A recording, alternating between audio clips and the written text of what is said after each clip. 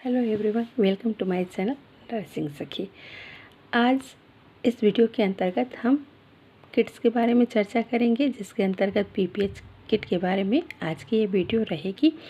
आप लोग पीपीएच से संबंधित बहुत वीडियो देखे होंगे, लेकिन उसका मैनेजमेंट करने के लिए किट को कैसे बनाएं इसके से संबंधित वीडियो होगी। लेकिन मेरी जो ये वीडियो है वो केवल आपको किट बनाने से ही संबंधित नहीं रहेगी। उसके अंतर्गत जो सामान रखे जाते हैं उनको कैसे यूज करें इससे भी संबंधित रहेगी। इसलिए आप सभी जो मेडिकल लाइन के स्टूडेंट हैं उनके लिए एक खास वीडियो है, क्योंकि लेबर रूम ही अस्पताल के अंतर्गत ऐसी एक जगह होती है जहाँ इमरजेंसीज कभी भी आ सकती है। वो माँ से संबंधित भी होती है, कभी कभी नवजात शिशु से संबंधित भी होती है।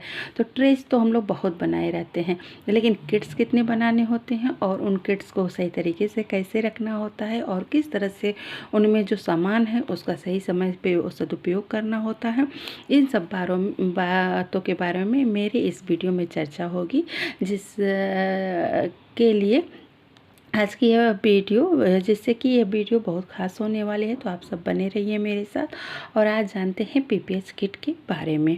तो यहाँ आप देख सकते हैं 9 किट्स लिखा है। 9 किट्स लिखने का मतलब यहाँ पे यह है कि लेबर रूम के अंतर्गत ट्रेस तो बहुत इम्पॉर्टेंट होते हैं, पर एक किट्स भी उससे कम इम्पॉर्टेंट नहीं होते हैं। तो हमको लेबर रूम के अंतर्गत, अस्पताल के अंदर लेबर रूम जो होता है उसके अंतर्गत हमें उस रूम में 9 किट्स बना करके रखने होते हैं, जो कि इमरजेंसीज के समय हमारा हेल्प करते हैं, ताकि उसमें उस जिस तरीके की इमरजेंसी होती है उससे संबंधित सामान उस किट्स में होते हैं। तो इसी के अंतर्गत पहला जो किट बनाते हैं वो किसका होता है? पीपीएच का होता है। आप ये समझ लीजिए कि कोई भी पूछे 9 किट्स एकदम बताइए। जैसे ट्रे होते हैं ना कि आपके 7 ट्रे बनाने हैं, उसी तरह 9 किट्स भी बहुत इंपॉर्टेंट है। तो आप समझ लीजिए, अगर जानना हो कौन कौन से किट्स हैं तो मेरी वीडियो है, आप उससे समझ सकते हैं।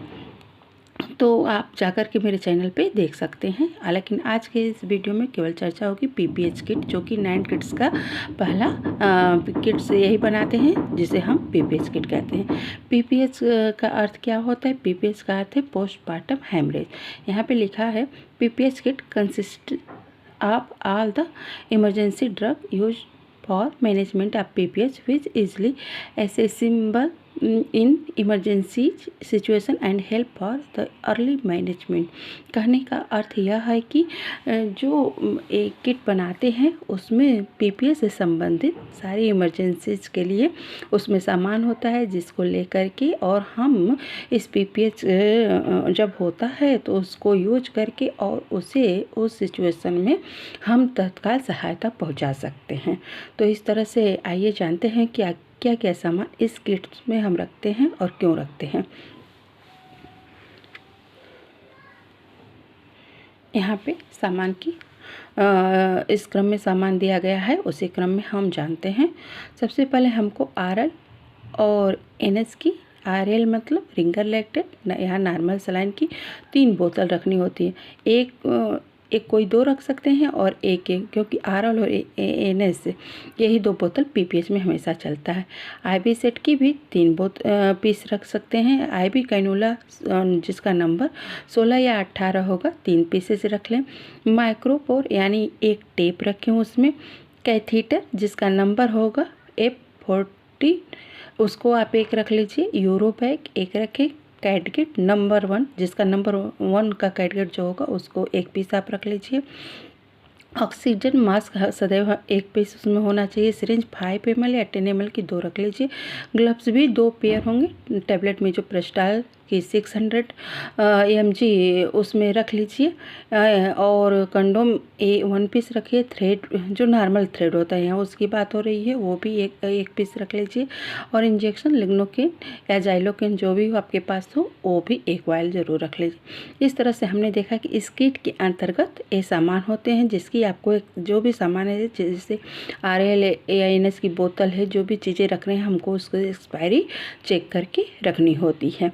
इस तरह आपने समझा इस किट के अंतर्गत जो सामान रहेंगे। अब अगर PPH होता है तो हम सबसे पहले क्या करते हैं, उसके मरीज को हम देखिए यहाँ PPH पे नहीं बात होगी। PPH तो पता है पोस्टपार्टम हेमरेज होता है, जिसमें हमें प्राइमरी होता है PPH और सेकेंडरी PPH होता है। और जब भी होता है बहुत जो महिला की स्थिति होती है वो बहुत सीरियस हो जाती है। तो उस सब बातों में न जाते हुए हम ये जानते हैं कि अगर हो चुका है तो इन चीज़ों को कैसे रखते हैं और किस तरह से इसका इस्तेमाल करते हैं, बस इस वीडियो में हम ये जानेंगे। ठीक, तो सबसे पहले क्या होता है, उसको एक IV ड्रिप उसके दोनों हाथों में लगती है IV ड्रिप, ताकि हम एक हाथ से और क्योंकि उस वक्त उसको बहुत तेज़ी से ज़रूरत होती है कि उसके अंदर हम IV लाइन को तुरंत मेंटेन करें और जो भी IV फ्लूइड है उसको तेज़ गति से, यहाँ तक कि 1 मिनट के अंतर्गत हम 60 ड्रॉप पर मिनट के हिसाब से चला देते हैं कि आधे घंटे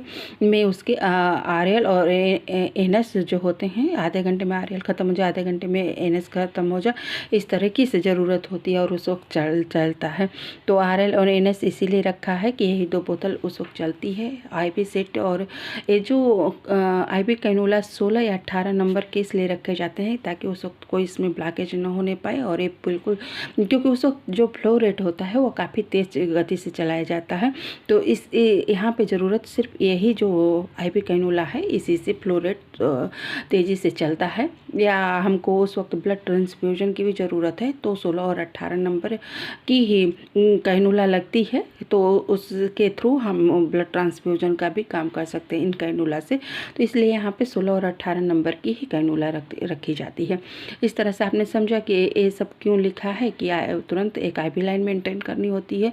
कैनुला का नंबर भी इसलिए बढ़ा करके रखा जाता है ताकि ये बड़े साइज के कैनुला है, इसमें ब्लॉकेज नहीं होता है जल्दी, इसमें बहुत ही तेज़ गति से फ्लो रेट से चलता है, तो इस तरह से रखा जाता है। टेप तो नेसेसरी है, बिना टेप के कोई IV कैनुला IV सेट आप लगा ही नहीं सकते, कैनुला लगा ही नहीं सकते, इसलिए रखा जाता है। कैथीटर और यूरोबिक की क्यों ज़रूरत होती है, ताकि जब जैसे 4T हमने बताया है और भी वीडियो में बताया, 4T काज होते हैं पोस्टपार्टम हेमरेज के, तो उसमें से एक होता है कि पहला क्या है, पहला यही है कि टोन कैसा है यूट्रस का, दूसरा है कि ट्रामा तो नहीं है, तीसरा है कि टिश्यूज तो नहीं है यूट्रस के अंदर, और चौथा यही होता है कि कोई एंटीकांगुलोपैथी तो नहीं है भाई कोई। तो चारे जो कारण होते हैं उसमें ये होता है कि अगर आपका ब्लडर भी बहुत भरा हुआ है तो यूट्रस कॉन्ट्रैक्ट नहीं होता है, तो उसको जो होता है कि यूरिन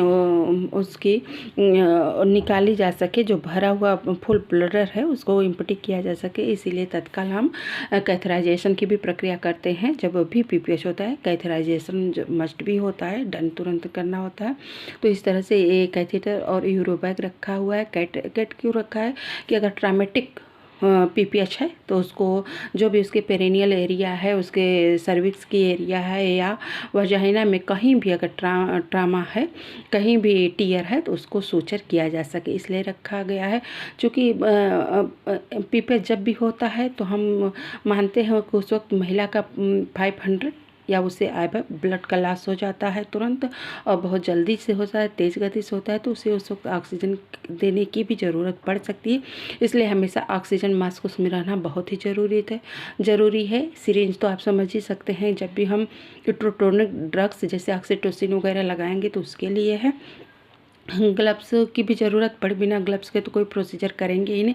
टेबलेट में जो प्रेस्टाल की यहाँ क्यों ज़रूरत है, ये भी इलेक्ट्रोटोनिक ड्रग्स होती है। या तो आप 800 माइक्रोग्राम बायरेक्टम रख सकते हैं, या तो महिला को यहाँ पे 6 टैबलेट है जो कि 200 माइक्रोग्राम की 6 टैबलेट होती है। तो आप करीब 600 माइक्रोग्राम आप और उसको ओरली दे सकते हैं। ठीक है, महिला के मुंह में आप ये रख देंगे तो ये भी क्या करेगी, बच्चेदानी को कॉन्ट्रैक्ट करने में मदद करती है। तो और क्या है, कंडोम और थ्रेड क्यों यहाँ पे रखा गया है, तो ये इसलिए रखा गया है कि आपने सुना होगा यूट्राइन बैलून होता है ना, टैम्पोनेट, कि जब वो सारी चीज़ों से नहीं उसकी ब्लीडिंग जो है वो स्टॉप होती है, तो हम एक कंडोम से और एक इसके अंदर यूट्रस के अंदर डालते हैं और उसके अंदर नॉर्मल सलाइन के 300 या 500 ml तक जो नॉर्मल सलाइन होती है इसमें पुश करते हैं और वो जा कर के क्या करता है, वो बैलून की तरह पूरा फूल जाएगा और यूट्रस की दीवारों पे एक कंप्रेशन प्रोड्यूस करता है। यानी एक जैसे किसी चीज़ को नहीं तेज़ी से दबाते हैं तो क्या होगा, वहाँ से कोई चीज़ बह रही है तो बंद हो जाए, यानी ब्लीडिंग है तो स्टॉप हो जाती है। तो इसी के लिए यहाँ पे कंडोम और थ्रेड रखा गया है। तो उसमें जो होता है कि एक कैथेटर होता है, इसके अंदर डाल करके यूट्रस को इसके अंदर अरेंज करते हैं और फिर आप देख सकते हैं और यूट्राइन बैलून टेम्पोनेट करके बनाया जाता है, तो आप उससे समझ सकते हैं। इसीलिए ये चीज़ें रखना बहुत ही ज़रूरी है। जब सारी चीज़ें से नहीं होता है तो एक बार इससे किया जाता है ताकि एक प्रेशर अप्लाई किया जाए और यूट्रस से ब्लीडिंग स्टॉप हो जाए और इस तरह से PPH को कंट्रोल किया जा सकता है। इंजेक्शन लिग्नोकेन क्यों रखा जाता है, क्योंकि ये सारी चीज़ें जो होती हैं, कभी अगर हमको सूचरिंग करनी है, कोई प्रक्रिया करनी है तो बिना लिग्नोकेन दिए हुए, बिना सुन किए हुए, बिना दिए हुए तो ये प्रक्रिया होगी नहीं, इसलिए लिग्नोकेन रखते हैं। तो इस तरह से आज आपने इस वीडियो में जाना कि PPH की चीज़ें किस तरीके से रखते हैं और उनका यूजेज क्या है। तो आज के वीडियो में बस इतना ही। फिर आप सबसे मेरी मुलाकात अगले वीडियो में होगी। तब तक के लिए आप सभी का थैंक यू वेरी मच।